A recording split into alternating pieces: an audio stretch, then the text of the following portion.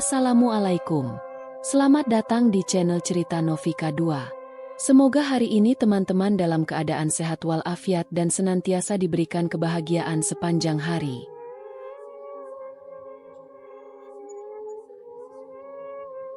Bulan Juni baru saja memasuki minggu kedua ketika Santi tiba di stasiun kereta Purwokerto. Tas ransel besar tergantung di punggungnya, dan sebuah koper kecil ia tarik pelan sambil mencari angkutan menuju Purbalingga. Wajahnya terlihat lelah tapi lega. Akhirnya masa liburan telah tiba setelah menjalani semester yang berat di bangku kuliah jurusan psikologi. Santi memutuskan untuk menghabiskan waktu liburannya di rumah neneknya, yang terletak di sebuah desa terpencil di kaki Gunung Slamet, tepatnya di wilayah Kecamatan Karangreja, Kabupaten Purbalingga. Sudah lama ia tidak pulang ke sana. Sejak masuk kuliah, waktu luangnya selalu dihabiskan di kota. Namun entah kenapa, kali ini ada kerinduan yang tak bisa diabaikan. Kerinduan akan udara pegunungan yang sejuk, suara jangkrik malam hari, dan aroma dapur kayu milik neneknya. Setelah menempuh perjalanan dengan minibus selama 1 jam dan disambung dengan ojek motor menyusuri jalan berbatu kecil, Santi pun tiba di depan rumah kayu sederhana yang dikelilingi tanaman bunga dan pohon alpukat rimbun. "Enduk, Santi, alhamdulillah kamu sampai juga," ucap Nenek Warni sambil memeluknya erat. Suara khas perempuan Jawa tua itu selalu membuat Santi merasa aman, seperti kembali ke masa kecil. Rumah neneknya berdiri di pinggir hutan kecil. Tidak banyak rumah di sekitarnya, hanya ada 1-2 rumah tetangga yang berjarak puluhan meter. Jauh dari keramaian, jauh dari sinyal kuat, dan jauh dari kebisingan kota. Hari pertama dihabiskan dengan istirahat dan makan malam sederhana, sayur lodeh dan ikan asin goreng. Santi tidur pulas malam itu, ditemani suara serangga malam dan desir angin dari celah jendela kayu. Pagi kedua dimulai dengan embun yang menggantung di ujung daun pisang dan aroma seduhan kopi dari dapur belakang. Santi bangun lebih awal dari biasanya, mengenakan sweater dan langsung membantu neneknya menyiram tanaman bunga di pekarangan. "Di sini tenang banget ya, Nek, rasanya kayak dunia sendiri," katanya sambil tersenyum. Nenek Warni tertawa kecil. "Iya, Enduk, tapi kadang sepi itu juga bisa jadi teman sekaligus musuh." Santi tidak terlalu memperhatikan ucapan neneknya. Ia lebih sibuk mengabadikan suasana pagi desa itu dengan ponselnya. Seekor ayam jago menyeberang halaman. Pepohonan pinus di kejauhan menari di terpa angin. Semua tampak indah dan damai. Hari-hari berikutnya berjalan begitu menyenangkan. Santi mulai terbiasa dengan rutinitas pagi desa. Bangun subuh, bantu nenek masak, menyapu halaman, lalu berjalan kaki ke mata air kecil di ujung kampung untuk mencuci dan mandi. Ia juga mengenal beberapa anak kecil yang sering main layangan di lapangan kecil dekat masjid tua. Warga desa menyambutnya hangat. Pak Sarwo, tetangga sebelah rumah, memberi 2 buah kelapa muda hasil panen sendiri. Mbah Ranti, seorang janda sepuh yang tinggal tak jauh dari rumah nenek, membawakan tape ketan setiap sore. Semuanya terasa begitu ramah, begitu bersahabat. Namun meski suasana terasa damai, Santi mulai merasakan satu hal yang agak aneh. Malam di desa ini terlalu sepi. Di malam pertama, Santi tak terlalu memperhatikan. Tapi di malam kedua dan ketiga, ketika ia keluar kamar hanya untuk mengambil air minum atau pergi ke kamar mandi, ia mulai menyadari betapa sunyinya rumah nenek. Bahkan suara jangkrik pun nyaris tak terdengar. Lampu-lampu di luar rumah seperti meredup sendiri meski masih menyala. Santi pernah bertanya pada neneknya, "Nek, kenapa malam-malam di sini kayak hening banget ya?" Sampai-sampai suara kaki sendiri aja kedengaran. Nenek Warni hanya menjawab pelan, "Memang begitu di sini, Enduk. Malam itu waktunya makhluk hidup beristirahat. Jangan sering-sering keluyuran malam, ya." Santi mengangguk. Meski dalam hati ia merasa ada sesuatu yang neneknya sembunyikan, tapi ia menghormati dan tak bertanya lebih jauh. Di hari ketiga, neneknya sempat mengeluh pusing dan mual. Meski sudah dibawakan air hangat dan obat warung, kondisinya tak kunjung membaik. Saat malam mulai tiba, Pak Jono, paman Santi, datang dari desa seberang dan memutuskan membawa Nenek Warni ke puskesmas di kecamatan. "Santi, kamu di rumah ya?" Puskesmasnya kecil, gak boleh banyak yang nunggu. Kami nginep di sana semalam, besok pagi baru pulang, kata Pak Jono. Santi agak ragu, tapi ia mengangguk. Rumah itu bukan tempat asing baginya, dan ia merasa bisa menjaga diri. Setelah mobil paman dan neneknya melaju menembus jalan desa yang gelap, Santi menutup pintu, menyandarkan diri di kursi kayu panjang, dan menghela napas. Malam ini aku sendirian di rumah nenek. Ia tak tahu bahwa malam keempat ini akan menjadi malam yang tak pernah ia lupakan seumur hidupnya. Pagi hari keempat terasa lebih dingin dari biasanya. Kabut tipis masih menggantung meski matahari telah merangkak naik. Santi bangun dengan sedikit pusing. Ia merasa kepalanya berat, mungkin karena semalam tidurnya tidak nyenyak. Suasana rumah terlalu sunyi, dan untuk beberapa saat ia sempat terjaga hanya untuk memastikan bahwa suara ketukan pelan yang terdengar dari arah dapur hanyalah imajinasinya. Namun saat ia hendak menuju dapur, Santi mendapati Nenek Warni duduk lesu di kursi kayu dekat jendela. Tangannya memegangi perut dan wajahnya tampak pucat. "Nek?" panggil Santi dengan cemas. Nenek menoleh perlahan. "Perutku mual, enduk dari subuh tadi." Santi segera membuatkan teh manis hangat dan mengambil minyak kayu putih. Tapi meski telah minum dan berbaring, kondisi nenek tak kunjung membaik. Ia berkeringat dingin, dan nafasnya terlihat sesak. Menjelang siang, Pak Jono datang untuk mengantarkan beberapa bahan makanan. Begitu melihat kondisi ibunya, ia langsung panik. "Ini sudah gak bisa ditunda, San. Kita harus bawa ibu ke puskesmas sekarang juga." Santi pun membantu mempersiapkan barang-barang. Nenek digotong ke dalam mobil tua milik Pak Jono, yang biasa digunakan untuk antar jemput warga ke kota. Puskesmas kecamatan berjarak hampir 1 jam perjalanan dari desa, melewati jalanan sempit dan beberapa tanjakan licin.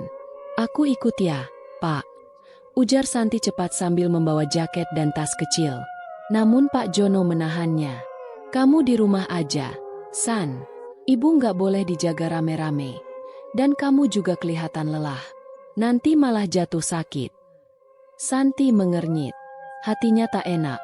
Tapi ia tahu pamannya benar. Rumah itu juga butuh dijaga.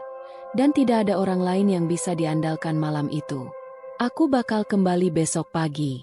Kamu kunci semua pintu. Ya, jangan buka pintu kalau ada yang ketuk. Apalagi kalau tengah malam. Jangan." Kalimat terakhir itu terdengar ganjil. Santi mengerutkan dahi. "Kenapa, Pak?" Pak Jono hanya tersenyum tipis. "Pokoknya dengar aja. Di sini, malam hari bukan cuma manusia yang bisa datang." Menjelang senja, langit mendung menggantung rendah.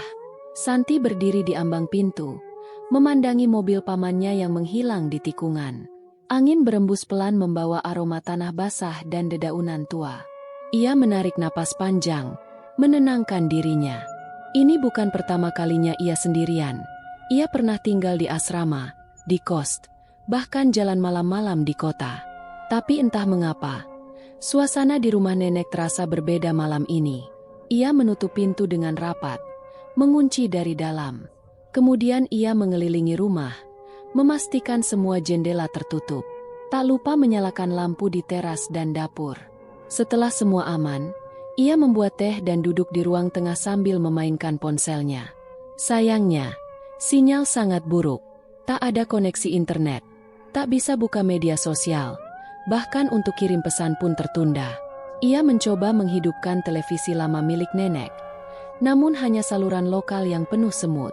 Akhirnya ia menyerah dan memutuskan untuk membaca buku yang ia bawa dari kota. Waktu berlalu lambat. Jam di dinding berdetak pelan. Ketika jarum menunjukkan pukul 21.10, Santi mulai menguap. Ia mengunci semua pintu sekali lagi, lalu masuk ke kamar dan merebahkan tubuhnya di atas ranjang tua yang berderit halus. Namun sebelum sempat memejamkan mata, ia mendengar suara berdebum dari arah dapur. "Duk!" Santi terlonjak. Ia diam beberapa detik, menahan napas. Jantungnya mulai berdegup lebih cepat. Apakah itu suara tikus jatuh? Atau barang yang jatuh dari gantungan? Ia mengambil senter kecil dan keluar kamar. Lampu dapur menyala, dan tidak tampak apa-apa yang aneh. Namun ketika ia menoleh ke arah meja makan, kursi di sana bergeser sedikit. "Ah, mungkin tadi posisinya begitu," gumamnya, menenangkan diri. Ia memeriksa dapur, memastikan semua pintu dan jendela masih terkunci. Setelah merasa yakin, ia kembali ke kamar. Namun baru saja menutup pintu kamar, lampu terdengar berkedip, seperti hendak padam. Klik, klik, klik. Santi berdiri terpaku. Bayangan pikirannya mulai liar. Ia mencoba menyibukkan diri dengan membaca buku. Tapi matanya terus melirik ke arah pintu, seolah takut sesuatu akan mengetuk kapan saja. Dan benar saja, pukul 00.12, suara ketukan pelan terdengar dari pintu depan. Tok, tok, tok. Santi membeku. Tangannya gemetar memegang selimut. Ketukan itu sangat pelan, nyaris sopan. Tapi di tengah kesunyian seperti ini, suaranya menggetarkan jantung. "Siapa?" bisiknya. "Tok, tok, tok." Ia menahan napas. Ingatan akan pesan Pak Jono langsung terngiang. Jangan buka pintu kalau ada yang ketuk. Apalagi kalau tengah malam. Jangan. Ketukan berhenti. Lalu terdengar suara langkah kaki pelan menggesek lantai di ruang depan. Santi menutup telinganya. Jantungnya berdetak begitu cepat, seolah ingin meledak.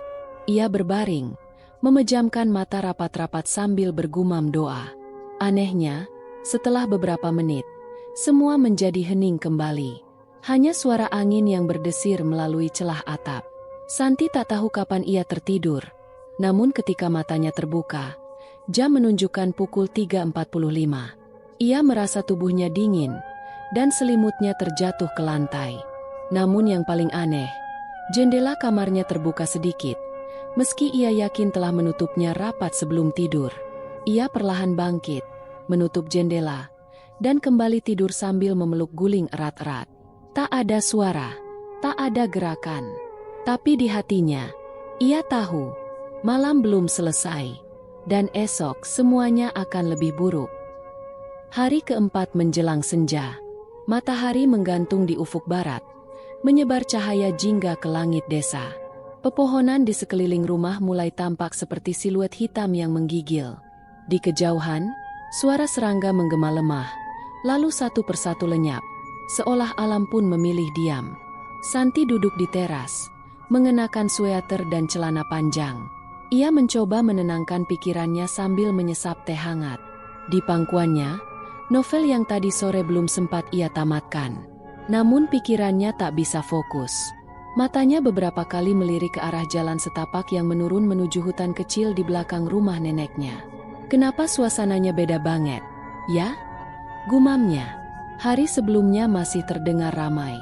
Anak-anak tetangga main bola di lapangan. Burung-burung berkicau dari pagi hingga sore. Tapi hari ini, semua seolah enggan muncul. Bahkan ayam-ayam milik Pak Sarwo pun tak terdengar berkokok.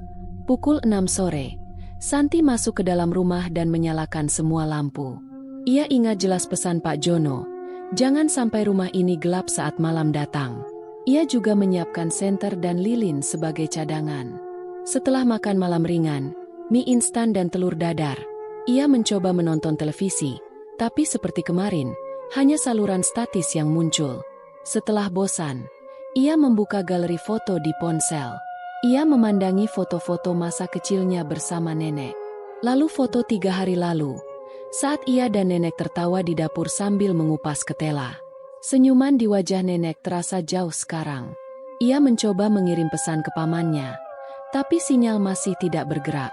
Hanya status, pending, tertulis di layar. Pukul 8 malam, Santi memutuskan untuk tidur lebih awal. Ia sudah merasa lelah. Tapi baru saja mematikan lampu kamar dan merebahkan badan, lampu ruang tengah tiba-tiba meredup, sendiri. Santi duduk tegak. Listriknya ngedrop. Ia keluar kamar. Semua lampu lain menyala seperti biasa.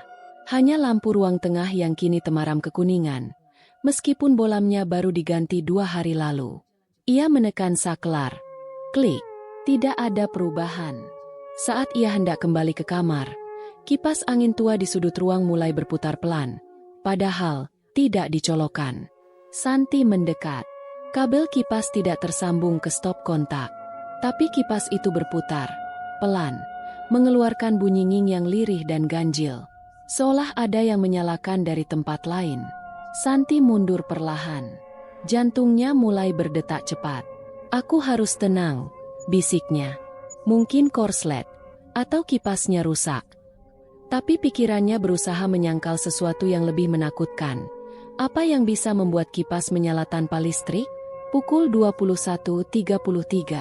Santi mencoba kembali ke kamar. Ia memutuskan untuk tidak memperhatikan keanehan tadi. Ia rebahan dan menarik selimut, memaksa dirinya memejamkan mata. Tapi tak lama kemudian, terdengar suara langkah pelan dari arah dapur. Tek, tek, tek. Langkah kaki di atas lantai semen, pelan tapi jelas. Teratur, seperti seseorang sedang berjalan bolak-balik. Santi menegakkan tubuhnya, meraih senter di meja samping tempat tidur. Ia membuka pintu kamar sedikit. Suara langkah itu masih terdengar. Namun tak ada bayangan siapapun di dapur yang terang oleh lampu neon kecil. Santi memberanikan diri berjalan ke dapur. Ia berdiri diam di ambang pintu, mendengarkan. Langkah itu berhenti. "Siapa di sana?" ucapnya pelan. Tak ada jawaban. Santi melangkah lebih dekat. Ia memeriksa bawah meja makan. Dapur kosong. Semua pintu tertutup. Tak ada tanda siapapun masuk. Tapi saat ia memutar tubuhnya untuk kembali ke kamar, lemari dapur terbuka sendiri dengan suara berderak. Greek! Piring dan gelas bergetar sendiri di dalamnya. Santi memeki kecil dan lari kembali ke kamar. Ia mengunci pintu, mematikan lampu, dan duduk di pojok ranjang dengan tangan gemetar. Tak ada sinyal. Tak bisa menelepon, dan tak ada orang di sekitar.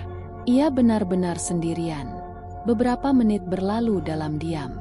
Tapi justru saat ia berpikir semuanya telah tenang, suara tangisan lirih terdengar dari arah ruang tamu. Hu, hu, hu. Tangisan perempuan. Pelan, patah-patah. Santi mendekap lututnya, menggigit bibirnya sendiri. Suara itu semakin jelas. Ia menutup telinganya. Tapi tangisan itu justru berpindah, tepat di depan pintu kamarnya. Seolah ada seseorang berdiri di luar, menangis. Kemudian, ketukan pelan. Tok, tok, tok. Santi menahan napas. Ketukan itu tak keras. Hanya cukup untuk menyiratkan bahwa seseorang tahu ia sedang di dalam. Tapi tak ada suara lain. Tak ada yang bicara.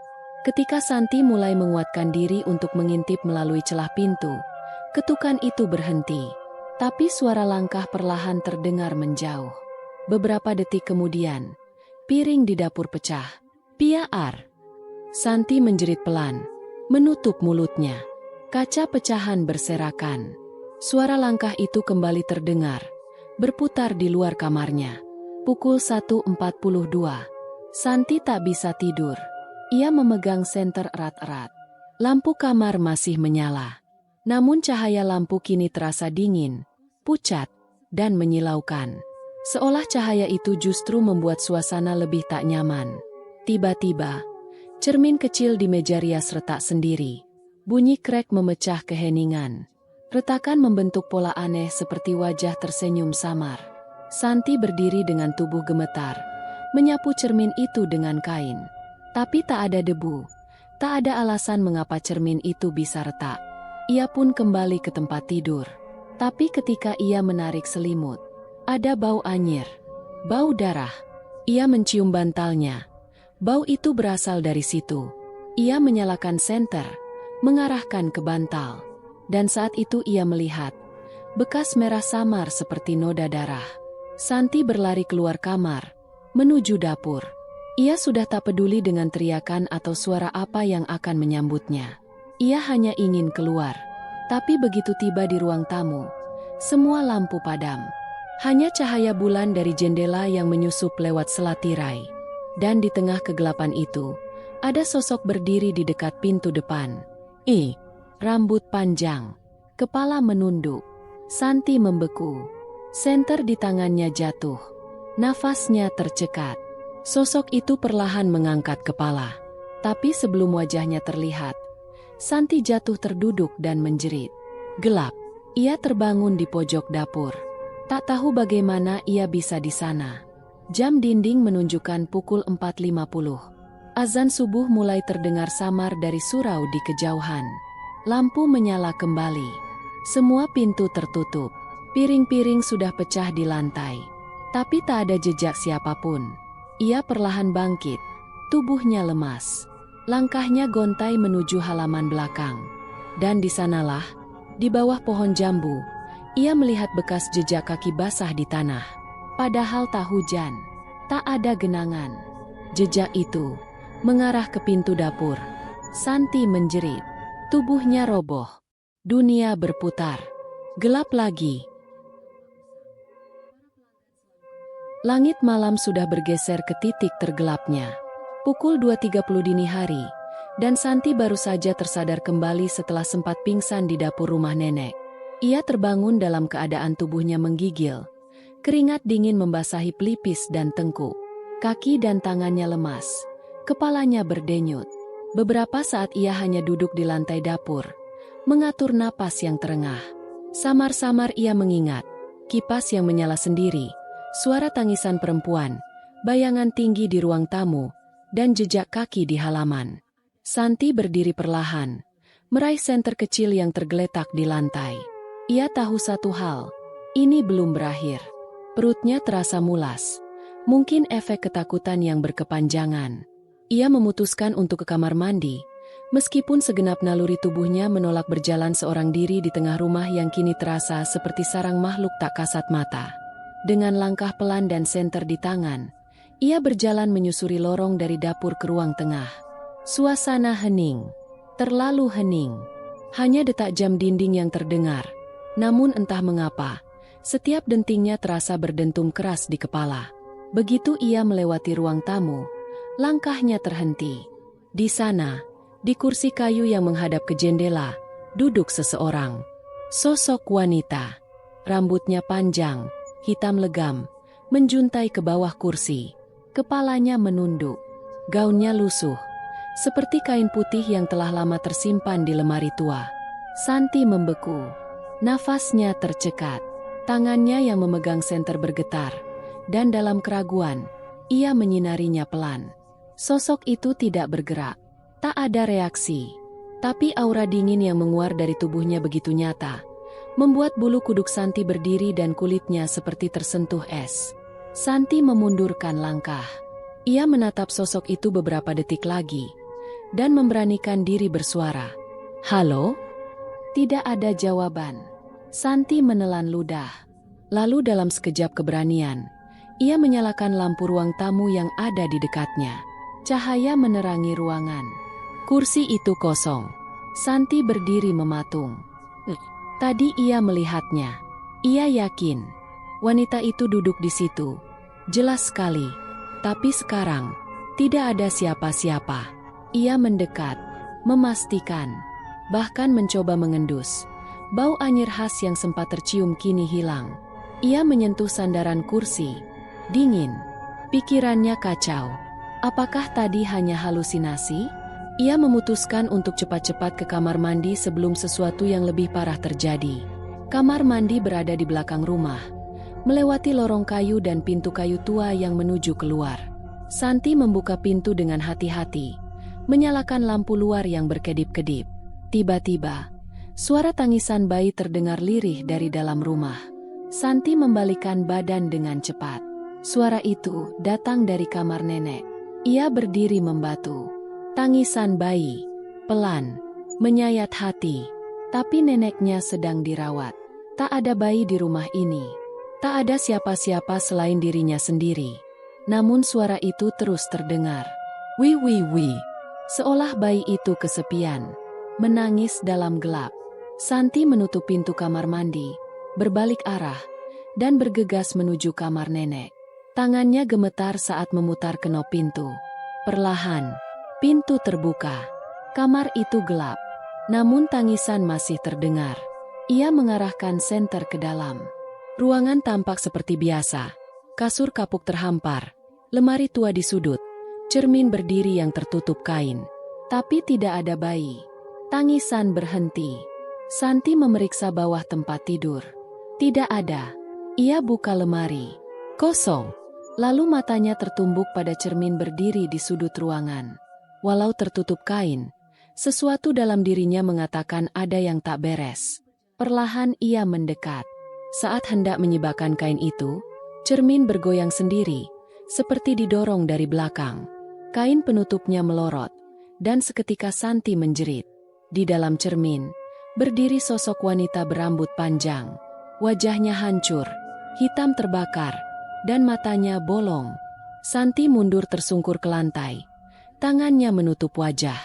Tapi ketika ia membuka mata kembali, cermin itu kosong. Tak ada bayangan.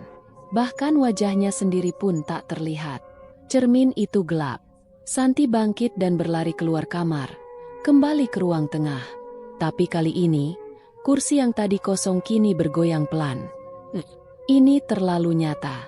Terlalu nyata untuk disebut mimpi. Ia membenturkan pintu kamarnya dan menguncinya dari dalam.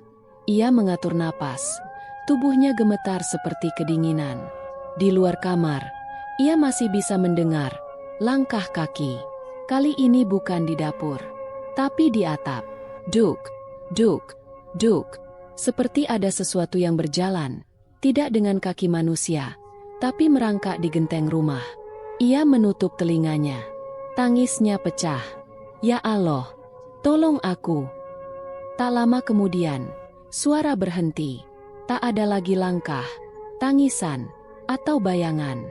Namun ketika Santi hampir terlelap, suara seretan terdengar dari jendela kamarnya. Ia bangkit. Jendela itu tertutup rapat. SCRRKKK. SCRRKKK. Seperti kuku panjang yang menggores kayu. Ia mengintip perlahan dari celah gorden. Dan di luar sana, ada wajah pucat menatap balik ke arahnya. Wajah itu bukan manusia. Tidak berkedip. Mata merah. Gigi runcing. Santi menjerit dan mundur ke sudut kamar. Menendang meja hingga terbalik. Suara jeritannya memenuhi kamar. Namun tak ada yang datang. Tak ada yang menolong. Sosok itu perlahan menghilang. Seperti kabut tertiup angin. Fajar akhirnya datang. Cahaya matahari menerobos celah jendela. Suara ayam berkokok terdengar. Burung-burung mulai bernyanyi kembali. Santi masih duduk di sudut kamar. Tubuhnya lemas. Wajahnya pucat pasi. Ia telah melewati malam yang nyaris merenggut akalnya. Dan saat pagi benar-benar datang, suara motor terdengar memasuki halaman rumah. Pak Jono turun dari motornya dengan tergesa. Santi. Ia menemukannya tergeletak di halaman belakang, pingsan di bawah pohon mangga, tubuhnya dingin dan kaku. Pak Jono mengangkatnya dengan panik. Santi, bangun. Astaga, apa yang terjadi di sini?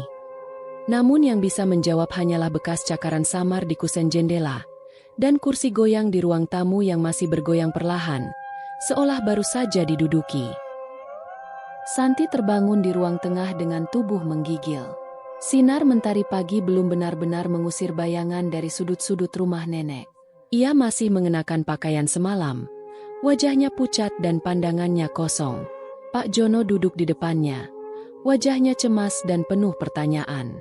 Ia telah membawa Santi ke dalam rumah setelah menemukannya pingsan di bawah pohon mangga. Hanya mengenakan kaos tipis dan sandal yang tinggal sebelah. Apa yang terjadi, San? Tanyanya pelan. Santi tidak langsung menjawab. Matanya menatap lurus ke satu titik di lantai. Ada, banyak. Gumamnya. Banyak yang masuk rumah malam tadi. Pak Jono mengernyit. Banyak? Maksudmu maling? Santi menoleh perlahan. Bukan manusia. Pak Jono mengantar Santi kembali ke kamar dan menyuruhnya beristirahat.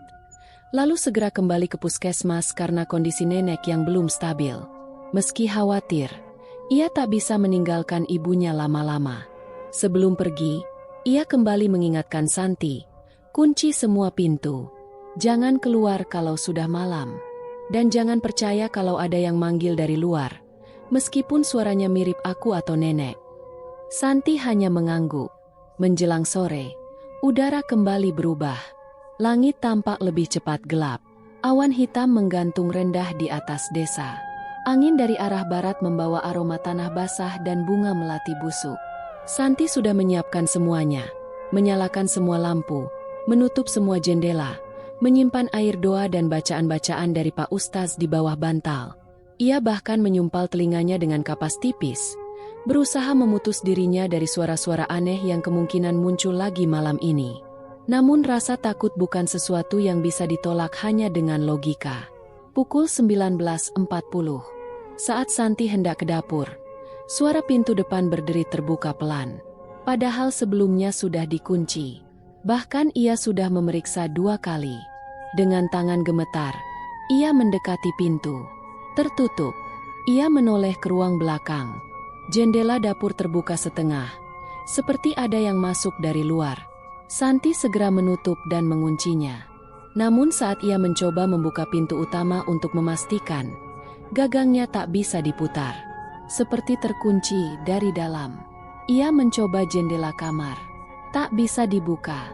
Digedor pun hanya bergeming. Satu persatu ia periksa. Semua akses keluar rumah terkunci. Jantungnya mulai berdebar. Ia mulai panik, tapi menahan tangis. Ia masuk ke kamar dan mengunci diri. Dari luar, terdengar suara langkah kaki berlari di sepanjang lorong. Lalu, bisikan, "Santi, Santi." Suara itu menyerupai suara nenek. Pelan. Tapi Santi tahu itu bukan neneknya. Ia membungkam mulut dengan tangan. Air mata mengalir. Doa-doa mulai keluar dari bibirnya. Namun suara itu berganti. Suara anak kecil tertawa cekikikan. Kemudian, tangisan. Seolah banyak makhluk menari di sekitar rumah. Memanggil-manggilnya, membujuknya keluar. Tok, tok, tok. Pintu kamar diketuk. Santi tak menjawab. Tapi ketukan itu berubah menjadi hentakan keras. Pintu berguncang. Ia menjerit. Memeluk bantal dan terus membaca ayat kursi sambil menggenggam tasbih kecil pemberian neneknya. Ketukan berhenti. Tapi kini, bayangan hitam muncul di sudut kamar. Perlahan membentuk wujud perempuan tua, bongkok, mengenakan kain batik yang robek-robek. Wajahnya remuk, matanya hanya lubang kosong, dan mulutnya terus terbuka, mengeluarkan suara dengusan. Santi menatapnya, lidahnya keluh. Sosok itu hanya berdiri di ujung ranjang. Tidak bergerak, tidak bicara, hanya melihat. Santi mengangkat tangan dan terus membaca doa dengan suara tercekat. Sosok itu tetap diam, tapi ruangan menjadi lebih dingin. Embun muncul di kaca jendela. Nafas Santi keluar dalam uap putih. Tiba-tiba, cermin kamar retak. Lampu berkedip. Lalu padam total. Gelap. Santi berlari keluar kamar. Tapi lorong rumah kini penuh kabut. Tidak ada dinding. Tidak ada pintu. Hanya lorong gelap yang terasa tidak berujung. Ia mendengar suara langkah dari belakang. Berbalik, sosok nenek tua tadi mengejarnya. Kini dengan kepala terkulai ke samping. Dari mulutnya keluar cairan hitam. Santi menjerit dan berlari ke arah dapur. Tapi rumah itu tak lagi seperti rumah. Dapur berubah jadi kamar mandi penuh lumpur. Kamar mandi berubah jadi ruang sempit gelap yang penuh tangan-tangan menggeliat dari tembok. Santi jatuh. Tubuhnya gemetar. Tiba-tiba sebuah tangan menggenggam bahunya. Tapi kali ini, tangan itu hangat. Santi membuka mata. Ia kembali di kamar. Lampu menyala. Waktu menunjukkan pukul 4.14. Azan subuh samar terdengar dari kejauhan. Santi menangis terseduh di pojok kamar. Nafasnya tersengal. Tubuhnya lemah. Seolah baru lari sejauh-jauhnya. Ia sadar, ia telah dikurung dalam rumahnya sendiri oleh kekuatan yang tak ia pahami. Sosok-sosok itu tidak hanya ingin menampakkan diri. Mereka ingin menariknya ke dalam dunia mereka. Ia melirik jendela. Masih tertutup. Tapi saat ia bangkit, pintu kamar kini sudah bisa dibuka. Ia keluar. Rumah terlihat seperti biasa. Dapur utuh. Kursi rapi. Tidak ada pecahan. Tidak ada kabut. Tidak ada darah. Namun di depan pintu rumah, Tertempel selembar daun pisang yang ditusuk duri jeruk purut dan bertuliskan aksara Jawa kuno dengan darah ayam. Dan di dinding ruang tamu, tertulis sebuah kalimat dengan arang terbakar. Sewu dina kowe ora bali, saiki wayahmu melu aku. 1000 hari kamu tidak kembali, sekarang waktumu ikut aku. Udara subuh menyusup melalui sela-sela papan kayu rumah nenek. Lampu-lampu yang semalam berkedip kini mati total. Dan senter Santi sudah kehabisan daya sejak pukul 4. Di luar, langit masih pekat. Belum tampak tanda-tanda fajar. Namun di dalam rumah, teror belum selesai. Santi duduk di sudut kamar, menggenggam tasbih kecil yang sudah patah benangnya. Jari-jarinya gemetar, dan matanya terus melirik ke arah pintu yang terbuka perlahan, seperti didorong angin, atau sesuatu yang tak terlihat. Kalimat dengan tulisan arang yang muncul di dinding. Sewu dina kowe ora bali, saiki wayahmu melu aku. Masih tertulis jelas. Meski ia telah mencoba menghapusnya dengan air doa. Dia merasa semakin yakin, rumah ini bukan lagi tempat tinggal manusia. Suara kikik perempuan tua terdengar di langit-langit. Disusul langkah kaki berat yang berjalan di atas genteng. Dinding kamar bergetar. Cermin kembali retak. Bayangan-bayangan bergerak di balik jendela yang tertutup kain putih. Santi tahu, kalau dia tidak pergi sekarang, dia mungkin tidak akan bisa pergi selamanya. Dengan sekuat tenaga, Santi berlari menuju dapur. Ia mencoba membuka pintu belakang, tapi lagi-lagi terkunci. Gagang pintu terasa seperti menempel pada dinding, tak bisa digerakkan sama sekali. Ia memukul jendela dapur, berharap bisa keluar dari sana. Dan disitulah ia melihatnya, sebuah celah. Jendela kecil di atas rak piring terbuka sedikit, mungkin karena embusan angin semalam.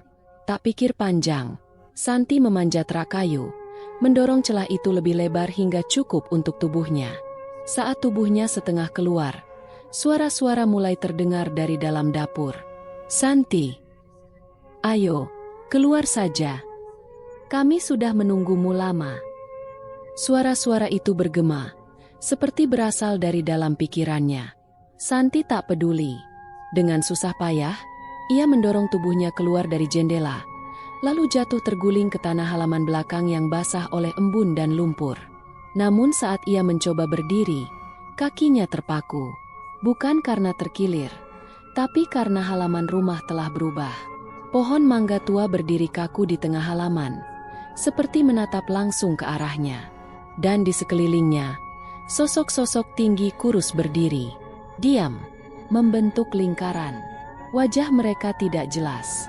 Tidak punya mata, tidak punya hidung. Hanya permukaan datar keabu-abuan seperti tanah liat. Tubuh mereka memanjang tak wajar. Leher mereka bengkok. Tangan mereka menggantung ke bawah seperti tali basah. Santi mundur beberapa langkah. Sosok-sosok itu mulai bergerak perlahan ke arahnya. Langkah mereka tak bersuara, tapi setiap gerakan membuat udara terasa lebih dingin. Napas Santi membeku, tangannya gemetar hebat, dan ia berteriak histeris. "Aak! Jangan dekati aku! Jangan!" Namun tak ada yang peduli pada teriakannya. Lingkaran itu semakin mengecil. Sosok-sosok itu mendekat perlahan, melangkah seperti sedang menyusuri dasar laut. Ada yang menggumam dengan suara bergema, seolah bersumber dari ribuan suara sekaligus. Santi tersungkur, tangannya mencoba menggali tanah, seperti ingin menghilang ke dalam bumi. Tapi tubuhnya melemah, suara gemanya semakin dekat. Di hadapannya, satu sosok berhenti dan perlahan menunduk. Mulutnya terbuka. Dari rongga mulutnya yang hitam pekat, muncul suara neneknya. "Santi, melua aku. Santi, ikutlah denganku." Santi menjerit lagi, kali ini lebih keras, sebelum akhirnya dunia sekitarnya menghitam. Tubuhnya rebah di tanah, matanya tertutup, dan kesadarannya menghilang seperti daun jatuh ke dalam sumur. Pagi menjelang, langit perlahan berwarna keemasan, dan kabut di halaman rumah mulai menipis. Burung-burung terdengar pelan, seperti baru berani keluar setelah malam yang panjang. Pak Jono tiba dengan motornya. Ia baru pulang dari puskesmas setelah semalaman menjaga nenek Santi yang mulai membaik. Namun begitu memasuki halaman rumah, ia langsung terhenti. Di bawah pohon mangga, tergeletak tubuh Santi. Pak Jono melempar helm dan berlari. "Santi! Santi! Bangun! Astaga!" Tubuh keponakannya dingin, namun denyut nadinya masih terasa. Pak Jono segera mengangkatnya, membawanya ke dalam rumah. Wajah Santi tampak pucat, kotor oleh lumpur, dan bibirnya membiru. Ketika Pak Jono membaringkannya di kasur, mata Santi perlahan terbuka. Air matanya menetes. Pak Jono menggenggam tangannya. "Apa yang terjadi, San? Siapa yang melakukan ini?" Santi menatapnya lemah, lalu berkata pelan, "Mereka bukan hanya menghantui. Mereka ingin aku ikut. Mereka sudah menungguku lama." Pak Jono menatapnya, bingung. "Maksudmu siapa?" Tapi Santi hanya menutup mata kembali. Suaranya mulai menghilang. Pohon mangga, sosok-sosok itu, nenek palsu. Pak Jono menoleh ke jendela. Pohon mangga di halaman belakang berdiri biasa. Tidak ada apa-apa. Tapi ia tak tahu bahwa di balik batangnya masih menempel bekas kaki-kaki kecil tanpa bentuk, seperti bekas seseorang berdiri dan menunggu. Dinding puskesmas kecamatan itu dicat putih pucat, dengan aroma alkohol dan obat-obatan yang menyengat menusuk hidung. Di salah satu ruang perawatan, Santi berbaring dengan infus menancap di punggung tangan kirinya. Matanya terbuka, menatap langit-langit ruangan tanpa ekspresi. Sudah hampir 2 jam sejak Pak Jono menemukannya pingsan di bawah pohon mangga tua. Tubuhnya kotor oleh tanah basah, bibirnya membiru, dan nafasnya berat seperti orang yang baru lepas dari mimpi buruk yang panjang. Kini, ia sadar, tapi pikirannya belum sepenuhnya kembali. Di kursi plastik sebelah ranjang, Pak Jono duduk diam. Wajahnya kusut, tangan mengusap janggut yang mulai memutih. Sejak tadi ia mencoba bertanya, tapi Santi hanya diam. Hingga akhirnya, perlahan, Santi bersuara, "Pak, mereka nyata." Pak Jono menoleh cepat. "Siapa, San?" Santi mengalihkan pandangan ke jendela, ke arah langit yang sudah mulai terang. Mereka yang semalam datang.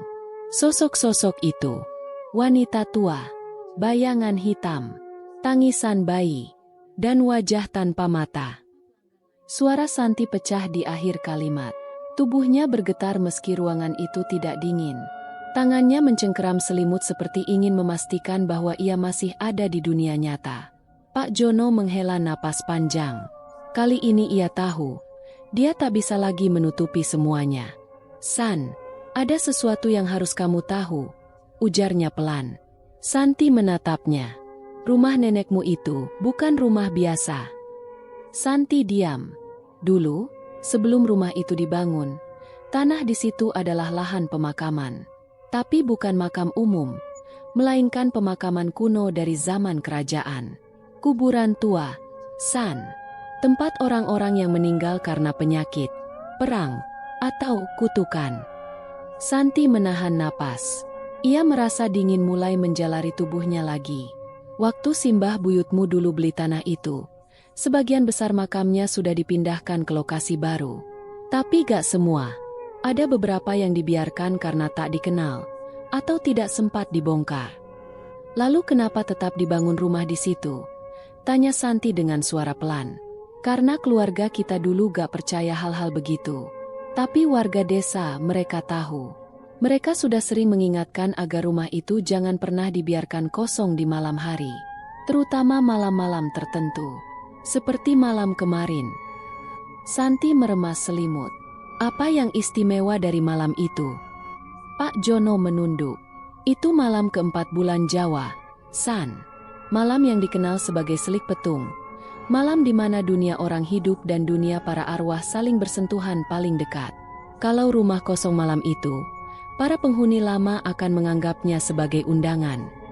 "Undangan?" tanya Santi, berbisik. "Mereka datang, masuk, menempati, atau mencari pengganti." Santi menelan ludah. Ia merasa seluruh cerita yang dialaminya kini mulai menyatu menjadi satu gambaran utuh yang menakutkan. Mereka tidak hanya ingin menakut-nakuti, "Pak, mereka ingin aku ikut," bisiknya. Pak Jono mengangguk perlahan. "Karena kamu sendiri, lemah, terisolasi, dan karena kamu tinggal di tempat yang dulu adalah rumah mereka." Beberapa hari setelah kejadian itu, Santi pulih secara fisik. Tapi jiwanya belum sepenuhnya tenang. Ia masih sering terbangun tengah malam karena mimpi yang aneh. Tangan-tangan dingin menariknya ke dalam tanah, kursi kayu berderit sendiri, dan suara nenek yang tak lagi terdengar seperti nenek. Namun ia bersikeras untuk kembali ke rumah.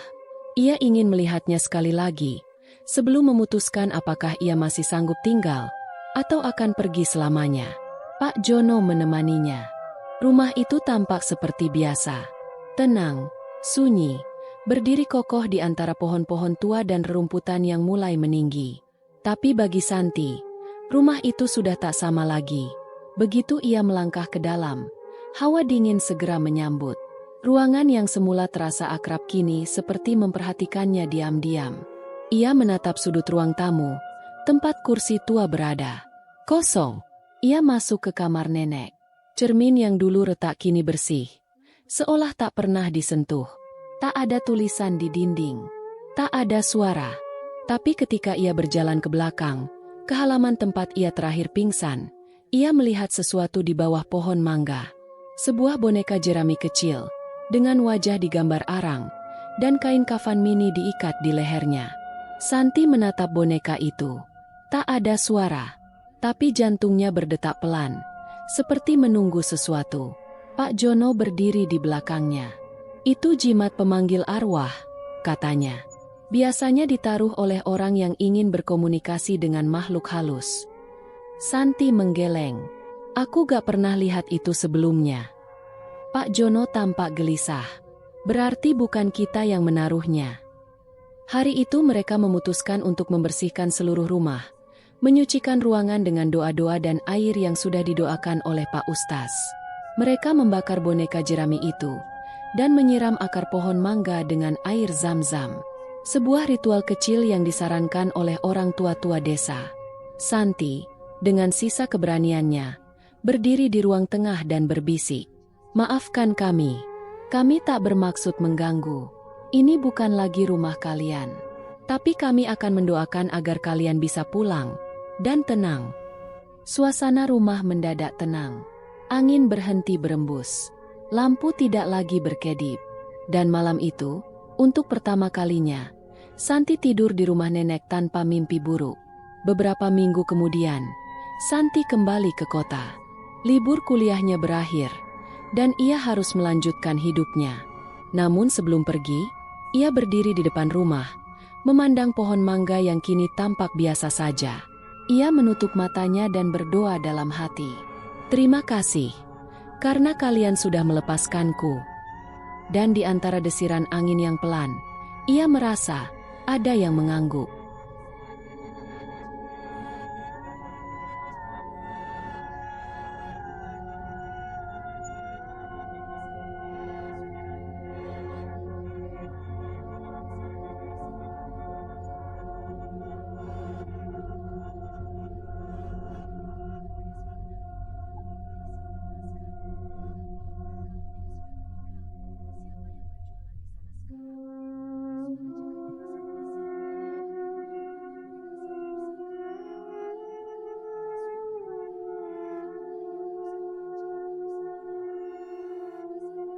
Demikian cerita hari ini. Semoga teman-teman dapat terhibur dan dapat mengambil hikmah kebaikan isi di dalamnya. Jangan lupa juga bagikan cerita ini kepada teman-teman yang lain agar mereka juga bisa mendapatkan hiburan yang sama. Mohon maaf apabila ada kesalahan kata dan ucapan kami dalam membacakan cerita ini. Terima kasih dan wassalamualaikum.